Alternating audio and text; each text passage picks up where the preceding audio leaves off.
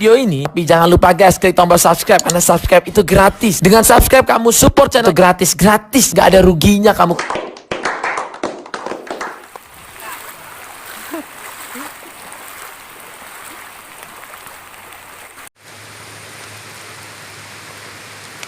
Ini keadaan di Gunung Grute, ada pohon yang tumbang menghalangi jalan.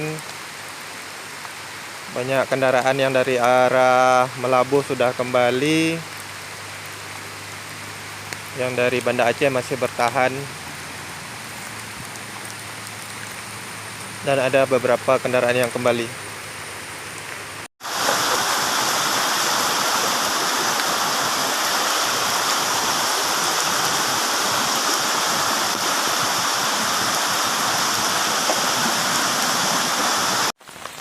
Ya, ni rumah mankan Pak Kecik awai. Pak Kecik Bunyamin. Sampai hati dia kalau rumah. Sudah ya alam ni.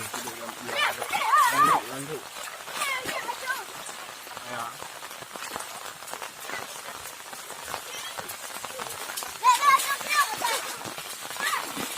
Baca belum peluang. Oh, gitu deh.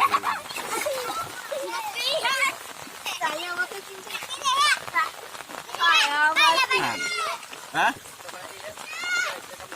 Minta maaf.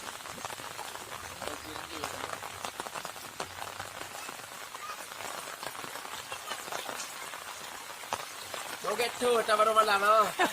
Apa dia tu? Kita mau ah. Yang kaduk. Ke bangku.